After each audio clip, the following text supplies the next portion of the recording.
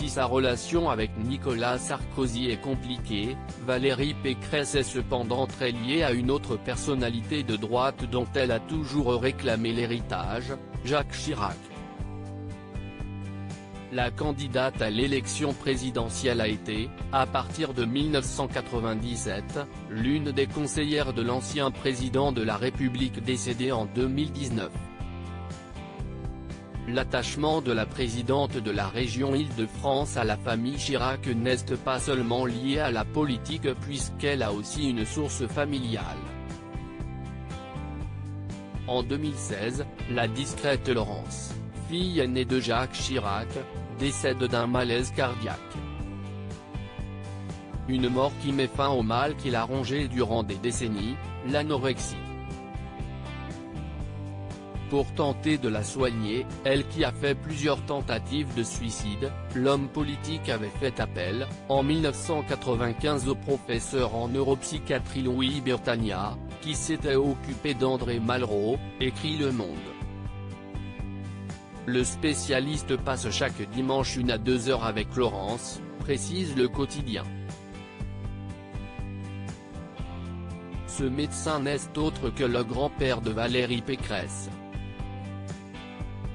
Sur le site malraux.org, consacré à l'écrivain et ancien ministre, on peut y lire une description de celui qui était l'ami de l'auteur de l'Espoir, grand-père corse, catholique, résistant, gaulliste de la première heure, passionné de politique et psychiatre pionnier dans le traitement de la dépression. Un homme qui suscitait l'admiration totale de celle qui a songé un temps à devenir psychiatre comme lui.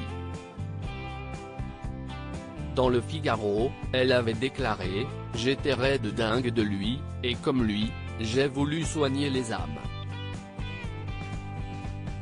Le docteur Bertagna a soigné avec un dévouement sans faille la fille de Jacques Chirac. Paris Match écrit que si le président de la République a pris alors sous son aile la jeune Valérie, si est par reconnaissance. Un lien très fort qui s'est concrétisé par une carrière politique qui l'amène aujourd'hui dans la campagne présidentielle.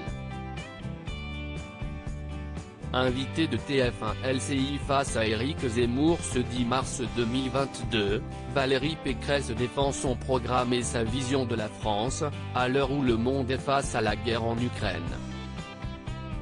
Elle doit également regagner la confiance des futurs votants, après un meeting au Zénith décrié et des accusations de manœuvres frauduleuses visant à gonfler le corps électoral lors des primaires des Républicains.